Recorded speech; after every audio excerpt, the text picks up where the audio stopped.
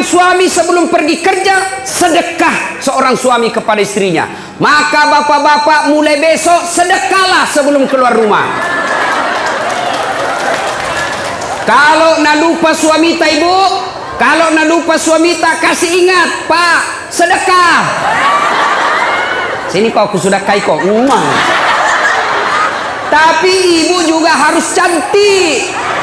Mau disedekahi baru banyak osing, mau disedekahi bau kalepanya, kariwil rambutna, kuning gigina. Nah bila suami tak, jauh-jauh kau deh. Ya, nah datang Nabi Khadijah, lalu Nabi berkata, wahai istriku, dingin aku dong, menggigil kak, selimuti saya. Masya Allah. Bu, ale bu, ku tanya ki dulu, ini misalnya toh 3 hari 3 malam tidak ada suami tak, ditelepon tidak aktif HP-nya, dicari tidak tahu kemana, tiba-tiba datang menggigil. Ibu selimuti kak, kira-kira kita selimuti bu? Oh ibu, kita selimuti? Tidak. Kali selimuti kak, langsung dari mana kau? Langsung diinterogasi. Selimuti kak ibu, langsung dia bilang cik dakko. Itu Khadijah, suaminya 3 hari 3 malam keluar, pulang kedinginan. Wahai istriku, selimuti saya. Khadijah menjawab, sami'na wa ata'na, saya dengar dan saya taati. Maka hikmah pengajian pertama ibu, pulang ki pengajian ini, apapun nak perintahkan ki suami tak, selama tidak bertentangan agama, wajib ibu ikuti. Saya ulang, apapun nak perintahkan ki suami tak, selama tidak bertentangan dengan agama, ibu wajib mengikutinya. Dosa kalau tidak ikut. Tahu? Bu, pakai kau jilbab. Siap. Jangan yang samping-samping. Siap. Jangan yang pendek-pendek. Siap. Kalau ibu tidak lakukan, bukan cuma dosa kepada Allah, tapi juga dosa kepada suaminya. Nabilan suami tak, ibu jangan kau terlalu tebal gencummu, jangan kau cukur alismu, jangan terlalu banyak make upmu, saya tidak suka. Tapi ibu tetap lakukan, maka ibu sepanjang jalan laknat Allah buat ibu. Ngerti? Ini sekarang ibu-ibu banyak nalawan suaminya. Jelas? Kecuali, dengar, kecuali suami tak na perintah ke yang bertentangan agama. Contoh, bu, dan saya mau pakai jilbab deh. Jelek kau kuliah kalau pakai jilbab kau. Sudah mi, buka itu jilbabmu supaya kelihatan itu rambutmu yang berombak-ombak, supaya kelihatan itu lehermu yang telu, supaya kelihatan itu seksi badanmu. Maka suami seperti ini tidak wajib ditaati. Ya, ibu apa? Sudah milah. Piko dulu belikan anu domeng. Mau kak berjudi, maka perintah seperti ini tidak wajib diikuti. Tapi selama perintah itu menaati perintah Allah, tidak bertentangan dengan perintah Allah dan Rasulnya, maka ibu berdosa ketika tidak mengikutinya. Contoh nabilan suami tak, jangan pernah keluar rumah. Tidak boleh kau keluar rumah sebelum saya pulang dari kerja. Maka kalau ibu keluar, haram langkah-langkah kaki ibu. Masya Allah. Nah, ibu-ibu jangan pernah keluar rumah tanpa izin suami. Dengar cerita. Halo ibu. Oh ibu. Bu. Sudah-sudah mi perisa itu dosta. Itu misalnya dos-dos kuenya. Nah lihat terus. Pacetong. Bu, ada orang sakaratil maut ibunya, malasa indokna, sakit ibunya, maka datanglah tetangganya memanggil anaknya. Bu, sakit imam mata, pergi ke besui. Apa kata ibu ini? Minta maaf kak, kasihan, mau sekali kak pergi besui, tapi suamiku lagi keluar. Dia pesan saya, jangan tinggalkan rumah sebelum saya pulang. Tidak datang. Sakaratil maut ibunya. Datang lagi tetangganya, ibu datang ke dia mama, tak kasihan, sakaratil maut bi, ini yang terakhir kalinya ibu lihat. Apa kata anaknya? Maafkan saya, kasihan, belum datang suamiku, saya mau sekali ke sana tapi suamiku belum pulang, saya dilarang keluar oleh suamiku. Meninggal ibunya, datang lagi tetangganya, ibu meninggal mi mama, tak kasihan, pergi lihat yang terakhir kalinya, tolong pergi lihat sebelum dimakamkan. Apa kata ini istri? Maafkan saya mau sekali ke sana tapi suamiku belum pulang dari medan perang dan saya dilarang keluar sebelum dia pulang. Dimakamkan. Selesai dimakamkan, tidak datang, mulai sakit, sakaratil maut, sampai dimakamkan tidak datang. Marah ini tetangganya, dia pergi lapor kepada Nabi. Dia pergi lapor sama Nabi, ya Rasulullah, tetanggaku tega betul, mulai sakit, sakaratil maut, sampai dimakamkan ibunya. Saya datang panggil, besuk ibunya, dia tidak datang ya Rasul. Nabi lalu berkata, baik, kenapa bisa itu anak begitu? Kenapa bisa dia tidak datang? Lalu ini berkata, dia tidak datang karena dilarang suaminya keluar. Katanya suaminya pergi medan perang, lalu dipesan sama suaminya, jangan pernah keluar rumah sebelum saya pulang. Maka itu ibu tidak datang. Apakah Nabi marah? Apakah Nabi marah? Tidak. Nabi lalu bersabda, diampuni seluruh dosa ibu yang meninggal karena punya anak yang taat sama perintah suaminya. Masih ada ibu-ibu begini sekarang? Woi, masih ada? Oh, kasihan. Baru 10 menit pergi suaminya na telepon mi temannya, datang mago. Cepat kok, tidak ada mi suamiku. Maka ibu-ibu saya heran. Di mana-mana masjid ramai majelis taklim. Di mana-mana ramai majelis-majelis taklim. Bahkan setiap masjid ada majelis taklimnya. Tapi anehnya, kenapa ibu-ibu sekarang banyak yang tidak tahu taat sama suaminya? Demi Allah ibu, demi Allah, biar ibu sholat tiap hari, bahkan sampai hitam jidatnya, puasa Senin Kamis, ngaji, tadarus, tahajud tiap malam, tapi tidak taat sama suaminya, mendurhakai suaminya, dia kurang ngajar sama suaminya. Demi Allah, jangankan masuk surga, baunya surga diharamkan bagi ibu seperti ini. Kenapa bisa Ustaz? Kenapa bisa begitu? Tahu, ibu harus tahu. Kenapa? Karena kami suami yang tanggung ibu nanti di akhirat. Ketika ibu melanggar, ketika ibu bikin dosa, kami suami yang tanggung dosanya ibu sebagai kepala rumah tangga. Beda ibu-ibu. Ibu-ibu taat ibadah, rajin sholat, tutup aurat, Senin Kamis puasa. Suaminya tukang judi, suaminya koruptor, suaminya pemabuk, suaminya pengedar narkoba, suaminya tukang tipu, tapi istrinya soleha. Demi Allah, istrinya tetap masuk surga, suaminya dibakar di neraka, tidak ada hubungan. Maka ibu, jangan keluar rumah tanpa izin suami. Jangan lakukan apa-apa tanpa izin suami. Kenapa? Karena suami yang tanggung ibu nanti ketika di akhirat. Maka bersyukur ibu-ibu yang punya suami. Kenapa? Karena itulah nanti yang lindungi ketika di akhirat. Maka hargai suamita, jangan hina suamita gara-gara dia miskin. Ini banyak ini istri kurang ajar sama suaminya, mentang-mentang agato iko, ku taunya kok, nu lamar ka dulu di seperangka ala sholat. Ndak nu belikan na rumah lagi bapakku ini nu tempati. Kamu juga saja selalu belikan ko baju, pensiun mako, ndak ada gajinu.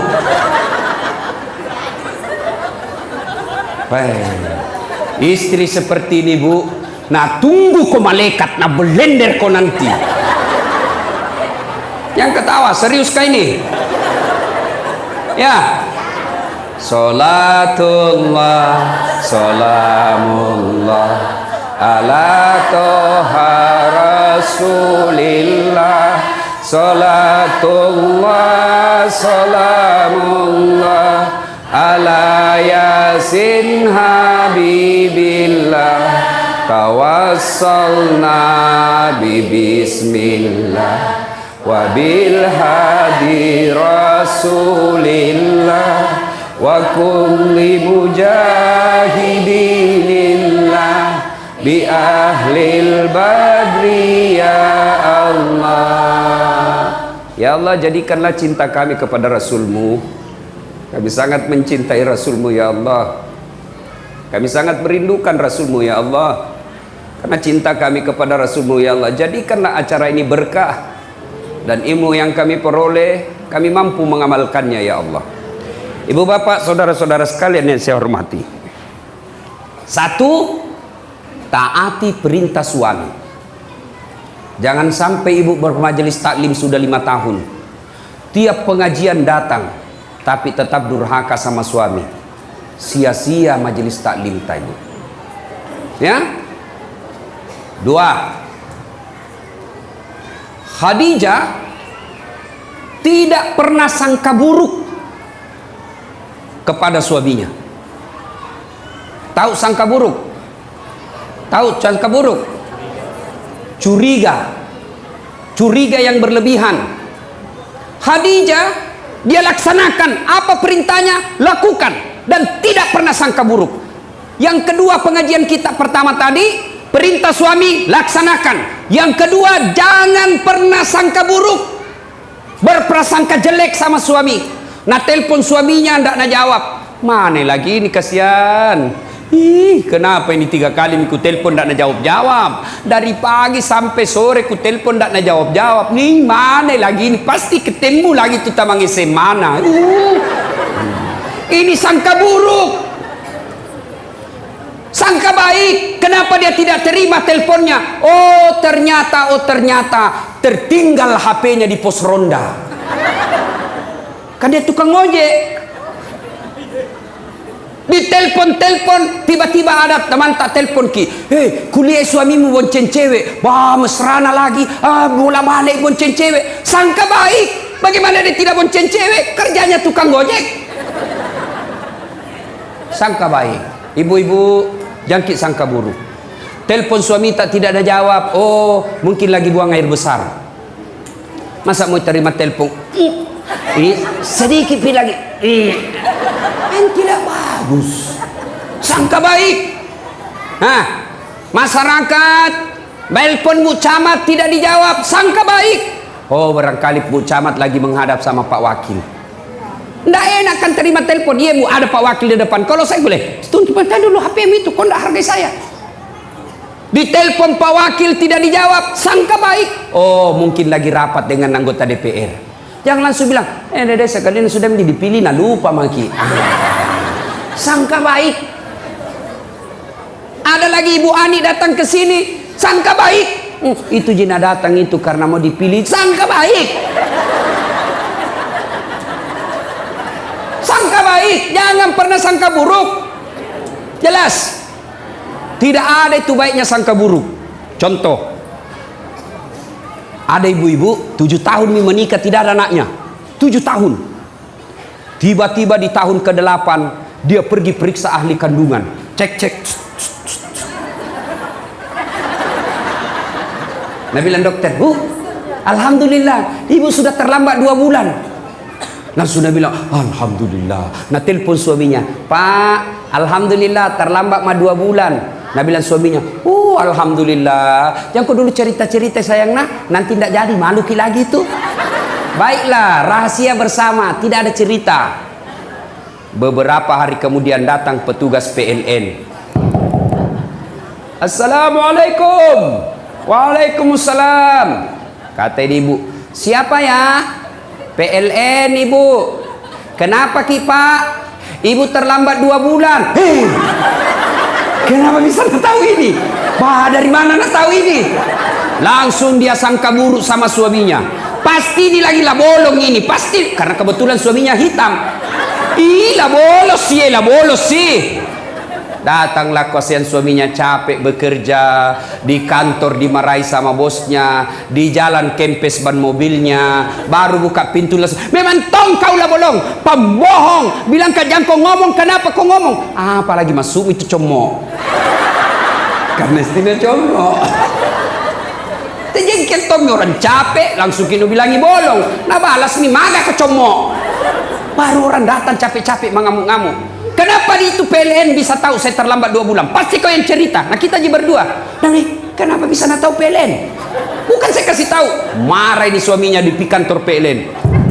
Hei, kenapa kau bisa tahu istriku terlambat 2 bulan? Nah bilang ini ada catatannya pak.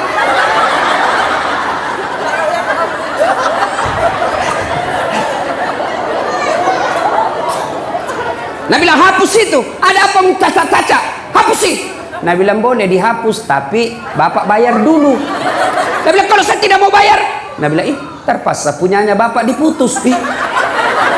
Kalau punya aku kok putus, apa nak pakai istriku di rumah? Nah bilang terpaksa istri tak pakai lilin. Coba, inilah akibat bersangka buruk. Ya, berapa banyak rumah tangga berantakan, yang akhirnya terjadi perceraian, yang akhirnya jadi perpisahan yang tidak nyaman. Anak jadi korban, mau ke bapaknya, bapaknya sudah punya istri, mau ke mamanya punya suami, lalu akhirnya anaknya jadi korban dunia akhirat. Siapa yang bertanggung jawab? 2 orang tua ini ketika anaknya nanti masuk neraka. Gara-gara apa sebabnya? Sangka buruk, sangka baik. Ibu-ibu, tidak ada itu enaknya sangka buruk, sangka baiklah. Ada caleg sudah bikin pengajian, sudah pasang baleho, sudah datang silaturahmi, bagi-bagi jilbab, ternyata tidak terpilih. Sangka baik, oh bukan itu yang terbaik buat saya. Saya dulu 2013 ikut pilwali di Makassar. Dibetak Ustaz? Tidak. Siapa bilang dibetak kak? Cuma yang menang lebih banyak suaranya. Belum tentu dia lebih jago dari saya. Nah, alhamdulillah saya ambil hikmah. Oh ini hikmahnya saya tidak jadi wakil wali kota, saya jadi ustadz. Sekarang karena saya jadi ustadz, keliling dunia ceramah. Ke New York. Tahu jaki New York? Dekat nama Lili. Dari New York pergi ke Jepang, pergi ke Italia, pergi ke Roma, ke Malaysia, ke Turki, ke Saudi. Semua dibayarkan. Hebatnya lagi, pergi tidak bawa uang, pulang sangka baik, sangka baik, sangka baik, sangka baik. Ibu-ibu tiba-tiba hancur usaha, sangka baik. Tiba-tiba suami berubah setengah mati, sangka baik. Suami tak jahat, sangka baik. Kalau dia berbuat jahat, dia yang tanggung dosanya di akhirat. Tenang perasaan. Tiga mau meruntuk tu mak bele ko Andre ko tu runtuk mak cako mak bele ko mak. Ya, ibu-ibu, kalau ini rumus kita pakai, sangka baik, tenang perasaan. Kalau kita selalu sangka buruk, belum terjadi kita sudah sangka buruk, begini nanti, maka ibu akan sengsara, tidak bisa tidur. Nah, 2. Saya ulang lagi. Apa tadi yang pertama ibu? Apa? Bu? Pertama, taat pada suami. Apa diperintah suami, lakukan. Dengan catatan, perintah itu tidak bertentangan agama. Jangan kau pakai spiral. Kalau kau pakai, saya tidak setuju. Ibu pakai, maka selama ibu pakai, laknat Allah selalu menyertai ibu. Dan ikut itu. Yang kedua, apa tadi yang kedua? Sangka baik. Nah, yang ketiga, Khadijah. Ibu itu Khadijah, sebelum menikah sama Nabi, beliau janda terkaya di Mekah. Ada janda kaya di sini? Hah? Ada? Saya cuma bertanya.